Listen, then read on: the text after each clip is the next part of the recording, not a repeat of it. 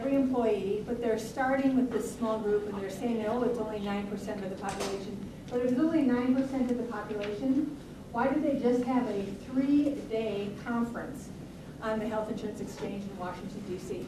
This is no small deal. This is the underpinning of the national health care system that they are planning to create. And I think at the beginning it becomes single seller. The only place you'll be able to buy health insurance eventually will be at the exchange, if we allow the exchanges to continue to exist and to succeed. And it is our hope in our organization, it is our drive to shut down the exchanges by shutting down enrollment. The thing they are most afraid about is that you won't come. And we don't want you to come. We don't want your employees to come. We want you to realize that this is the federal takeover center, and this is how Obamacare will be imposed upon the country. But if they can't get you to come, they can't financially sustain this entire mechanism. So when you look at this right here, what you really see is a national exchange with 50 portals into the central server called the hub. What we really have going on here is a national exchange. There's no state exchange, there's no real federal exchange. There's just a national exchange with 50 arms, one into every state to control what happens in healthcare. But if they can't keep the arm funded, if they can't sustain these very expensive IT connections, it's unsustainable and it breaks down. And that's what we're hoping for, and that's what we're driving to. And you may have seen our billboard campaign during the Minnesota debate on it, and we have more things in mind. And so if any of you want to help us to get rid of and thwart enrollment, feel free to come talk with me or to give me a call, because that's where we're driving.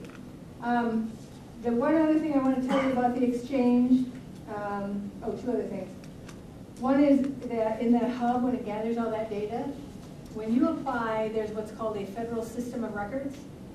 Every piece of data on every individual who applies, on every employer, on every employee, on every contractor, on everyone is going to be in what's called the federal system of records, the largest database this country has ever seen. And then the third thing I wanted to tell you, and the third thing about the exchange is the governance board.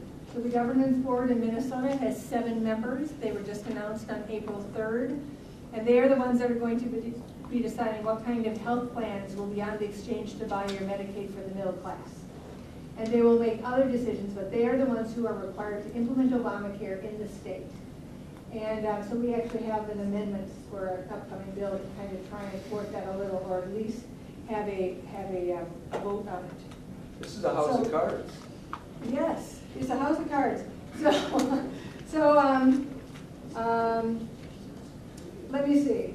All I wanted to say, because I know I'm out of time now, is to just say that we have a different vision for healthcare, and we call it the 5C solution.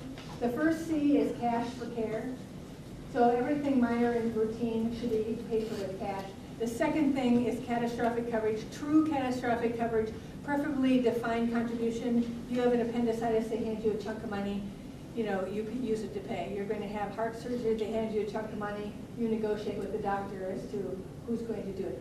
All that sort of thing. The third one is charity. We can never get rid of charity. Healthcare is all about charity. It started as a charitable endeavor. We can never lose it. We can never just go to the business of healthcare and leave compassion and everything else and charity behind. The fourth one is confidentiality, because with the data systems, they can grab your data, they can profile you, they can profile your doctor, they can control your doctor. And the last one is compassionate care. The only way we can have the doctor and the patient, the doctor really looking at the patient anymore, is to take out all those regulations, or to at least minimize regulations, minimize paperwork, minimize reporting, so that we have the patient and the doctor working together again. So I leave you with that. I leave you with a petition that's on a completely different subject, taking all your DNA, your health records and everything, creating genetic profiles. That bill is in conference committee on Monday morning. And that's it. Thank you very much.